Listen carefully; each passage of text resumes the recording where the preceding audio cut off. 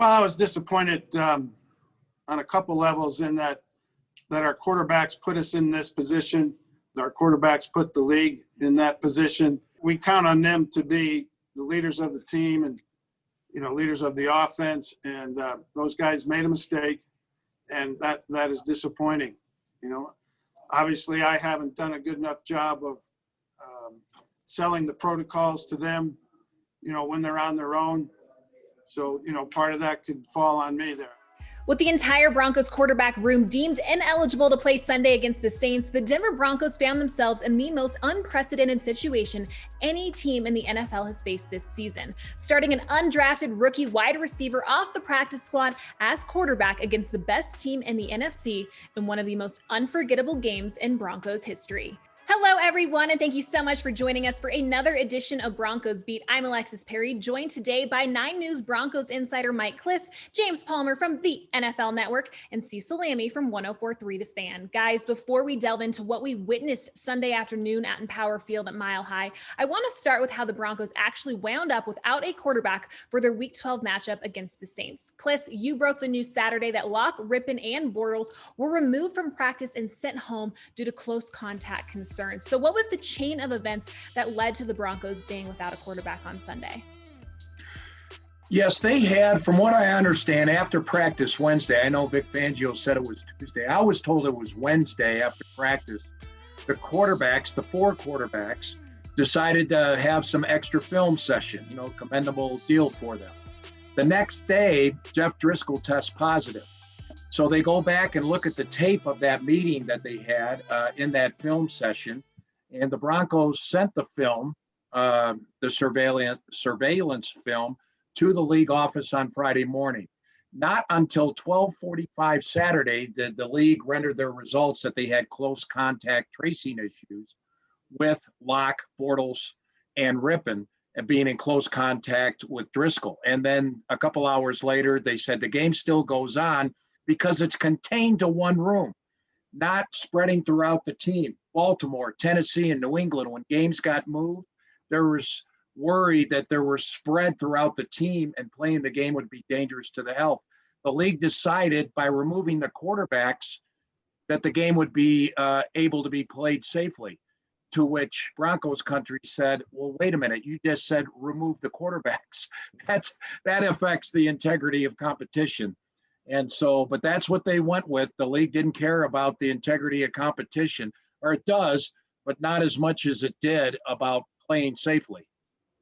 Yeah, and Mike makes a great point. Safety is the only way they're going to move games, because if they start moving games for other reasons, and we know that this one was impacted by the most important position in all of sports, you start going down a slippery slope if you talk about competitive advantage or disadvantage for games moving. So Mike's entirely right. Safety is the only way that they'll move games. You could almost say that the Broncos' ability to make sure they contain outbreaks, which is something they haven't had within their building, almost went against them in this sense. You never want anybody to get COVID, but at the same time, because of the protocols that they used and because it was one position group, the safety wasn't a concern. So you couldn't move the game. What played against them was the time period, right? And I'm told from people within the league, Thanksgiving played a part of it. Some miscommunication played a part of it. But if they would have known Friday, Cecil, that would have gave them a little bit more time to prepare Hinton for this. I'm not saying it would change the outcourse of the game by any means, but Right. Less than 24 hours is completely insane. Friday would have helped out a little bit in the Wildcat and some of the things you wanted to do,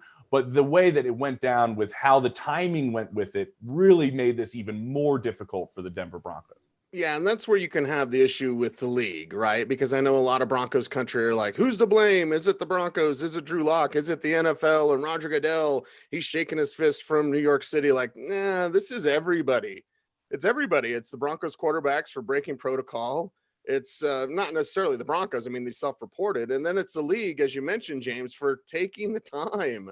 And yes, Thanksgiving is going to have a part in that, but this is a pretty important issue that I think anyone could have watched that surveillance film and said, yeah, close contact, boom, done. Quarterbacks are done. We didn't get that. And unfortunately, the Broncos have an outcome that becomes, embarrassing, honestly, and embarrassing to the league as well, because that wasn't a game, what we watched yesterday. So it's very interesting, a game we'll never forget. Well, we heard at the top of the show, Coach Fangio expressed his disappointment in the Broncos quarterback room in his post-game presser last night. Drew Lock, he took to social media to express his remorse for not following protocol fully, which resulted in him obviously being ineligible to play. Cecil, how did you react when you read the post from Lock and heard what Coach said post-game? Yeah, I mean, Coach is right. Honestly, it comes back to the quarterbacks. And I do appreciate the fact that Locke will admit his wrongdoing. He'll admit his mistake. But at the same time, I'm sick and tired of hearing these excuses. I'm sick and tired of hearing, oh, I'll be better next time. No, you have to be better now. You only have a handful of games left to evaluate Drew Lock, because this entire season was about not necessarily the playoffs. You thought maybe you could make a playoff run, but this entire season was about finding out about Drew Lock, and missing another game means one less game of evaluation that you have on this young man. So I appreciate the fact that he would stand up and say, hey, it's my bad, but you should have followed protocol in the first place. There's 2 points I want to make on this, and I think Cecil's right. Following protocol is obviously what you need to do. The reports out there that were not forthcoming, that the quarterbacks were not truthful in a sense, I think those were skewed, Mike, just a little bit, mainly because if you look at any one of us and we're asked, how often do you wear a mask? How much do you follow the protocol? I think all of us are going to say, I think I do a pretty good job of wearing my mask. I think I'm doing pretty well. But if you were having a video surveillance system on you throughout the entire day, that is hard evidence to show that there are lapses. And I think there's lapses in all of us. So I think maybe the quarterback's lying is a little bit over scrutinized, I think, by the general public. And then the other part about it is, I kind of wish the Broncos had that guy who was the backup yesterday on the other sideline to evaluate in this process. To me, as this season's gone on and we've missed all these games with Drew Lock, Mike, I would have liked to see Jameis Winston for $1 million, somebody that they weren't interested in. And now that's who you would have been trotting out in some of these games, and to evaluate a guy that's thrown for 5,000 yards and had interception issues, but that's it. He can play the position. I would have liked them to see somebody else as a backup if these are going to be the way the games are going to fall this year. Yeah, I was a little surprised that Fangio came down so hard on the quarterbacks, especially when, he got dinged for a pretty good fine for not wearing his mask earlier this season. I mean, these masks, and the thing is, the science of the coronavirus is maybe cut and dried, black and white, but the rulings and the interpretations are subjective. From what I heard, was it perfect with the masks? They were wearing their masks most of the time. They were social distancing most of the time. The Broncos honestly believed the league would look at the film and not have a problem with it.